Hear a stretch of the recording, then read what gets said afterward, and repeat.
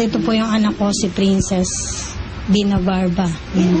Noong 2006, nagkasakit po yung anak ko. Hindi po ma-diagnose ng mga doktor kung ano pong sakit ng anak ko. Marami na po akong pinagdalang ospital sa mga private doctor po, tapos sa Mateo General Hospital, sa Provincial Hospital ng Malolos, at ang huli po ay sa PGH. Ganun nga po, yung mga ospital na yon, hindi po malaman kung anong sakit ng anak ko. Kasi mula 2006 po, pabalik-balik po yung mga bukol na tumutubo sa katawan niya, na namumula tapos kumikirot, hindi po siya makalakad, hindi siya makatayo. Ito po yung mga record niya mula po noong 2006 hanggang itong 2010. Kung ano-ano lang pong hinuhula nilang sakit. Minsan po, noong una, rayuma raw. Tapos sumunod po, rheumatic fever. Tapos ito pong huli, sa PGH po, yung Behçet's disease daw po. Binigyan ho ako ng mga antibiotic na kung ano-ano. Hindi rin naman ho nakakagaling. Paulit-ulit daw pabalik-balik. Tapos hanggang dumating po yung time na itong 2009, marami na rin pong mga albularyo pinagdalhan ko yung mga anak ko. Wala rin naman pong malaman sila. Iba-iba rin po ang findings. Hindi ko po alam kung saan ko dadalhin talaga para lang gumaling ang anak ko. Nag-aaral po kasi sa BSU Third Year College po. Hindi ko na po pinapasok kasi po hindi ho talaga niya kayang lumakad. Wala po naman kami masyadong pinagkakakitaan. 3 po yung anak ko.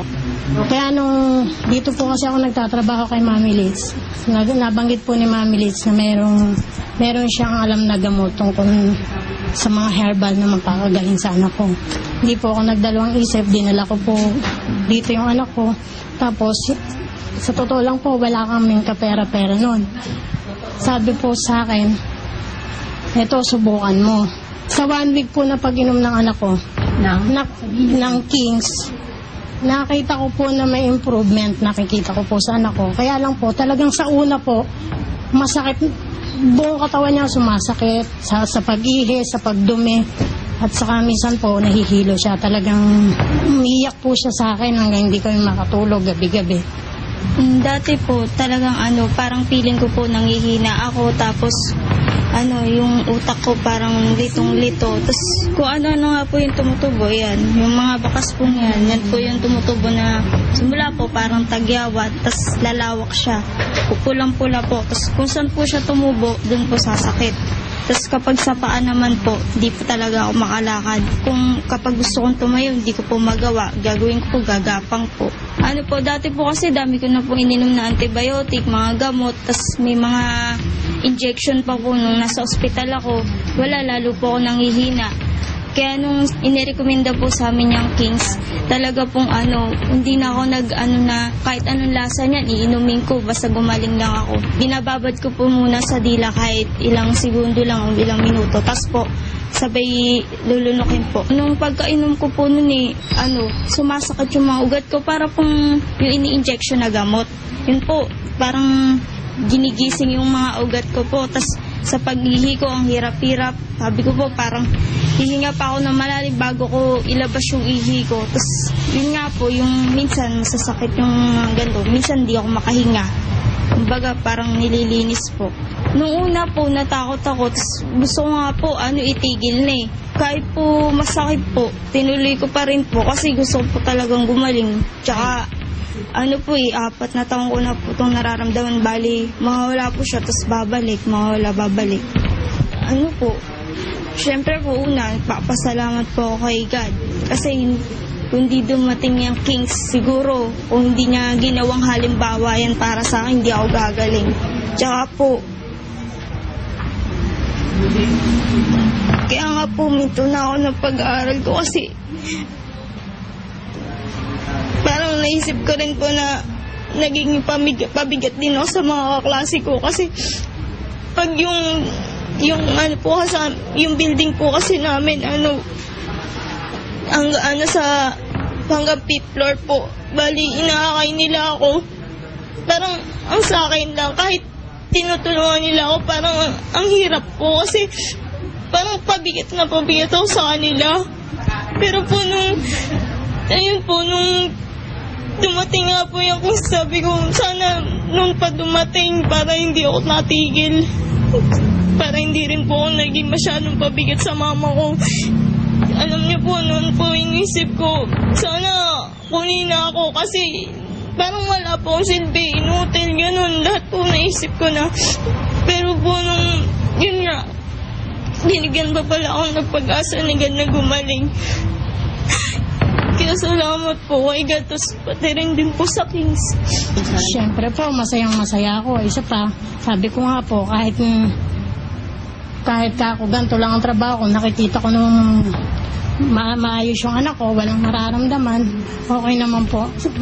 Naging maligaya po ako nung nawala na yung sakit na dinadala ng anak ko.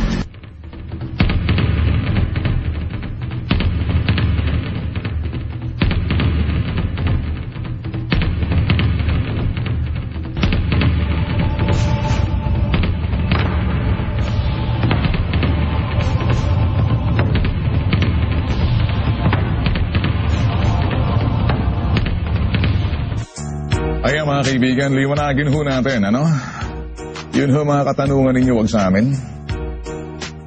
Diretso ho doon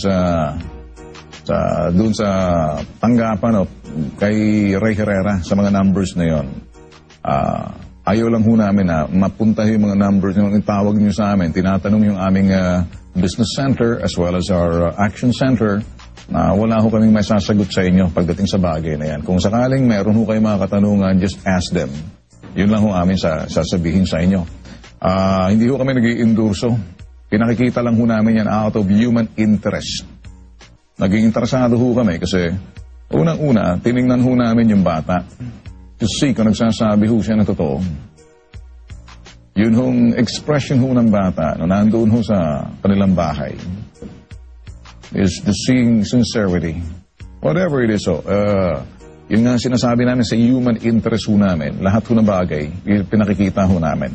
Kaya lang, mag-iingat ho kayo sa mga herbal o anong mga medisina o anong mga produktong nilalako sa inyo. Dahil, sumatotal, pagdating ho sa mga herbal o anong mga bagay, kapareho niyan, hindi ho medisina yan. Yan ho'y mga food supplement lamang with no approved therapeutic claim. Sinasabi ho ng DOH, ganon din ho ng BIFAD. At kami ho'y nagsasabi rin yan. May mga bagay na maaari pwede niyong subukan, pero kung kayo ho'y under medication na binigyan ng doktor sa inyo, respetuhin nyo, sundin nyo ho. Kung sakaling kayo ho'y magdedesisyon tungkol dyan, itanong nyo ho, konsultan nyo muna dun sa mga doktor ninyo. Kaya malinaw ho tayo. Kung sakali ho na talagang hindi ho kayo mapigilan, may nakausap po ako ng doktor, sabi ko, paano yung dok na, eto, gusto pa rin kahit na dinidiscourage nyo. Nasa sa kanila yan. Importante, wag lang tanggalin yung nire-require namin na medisina o yung prescribed namin. Kung gusto lang uminom yung herbal na yan, consider it as food supplement or vitamins lamang. Pero not as medication. Malinaw ho tayo rin, Hindi ho namin sinasubstitute ang anumang bagay na pag sinabing herbal ho yan. But we don't say herbal medicine. We just say herbal supplement. Dinawin ho natin. Yun ho ang pamantayan ni Bitag. Hindi ho kasi ako endorser. Tinutuwid lang ho namin yung mga bagay na dapat malaman ninyo. Kaya mag-iingat ho kayo. Lalo na dun sa mga produktong binibili ninyo. Baka yan ay galing China, nang galing hindi nyo alam. Tinitimpla sa ilalim ng puno. Tapos Mariosep. Tapos mamaya may mga ipis pa gumapang dyan tulad ng panidarya na nahuli namin. Lahat ho kasi pinapasukan ho ng Bitag pag inabot sa amin ng pinasumbong mo sa amin ng reklamo. So make sure. So yun lang ho aming sinasabi. At ang DOH din at ang Philippine Medical Association nagbigay ho ng babala. Ganon din ang BIFAD. Okay? It's for all. Na yung pagslagay ho ng no approved therapeutic claim, importante, ginawa ho namin yan. Kaya anuman hong tanong ninyo, hinggil ho doon sa na pinakita ho naming segment sa bata, at kung sinasabi ng bata, siya'y uminom ng ganare, ng ganyan, may numero na ho kayong nakita, doon ho diretso. Kami ho'y nag-cover lamang at feature namin for human interest. It is not for us to say, inumin mo, doon diretso kayo sa kumpanya. Pero sinasabi ho namin, again, paulit-ulit, panghuli, ikonsulta niyo pa rin ho sa doktor. Ganun ho. Kasi alam ko nanonood ho sa atin ng DOH, BIFAD, PMA. Sinisiguro ko lang ho na balansing-balanse with no endorsement. Diretso ho tayo. So far as I'm concerned, wala ho akong nakikitang anumang bagay doon ho sa sinabi ng bata. Malinaw ho yan. By the way, bukas ho, mga kaibigan,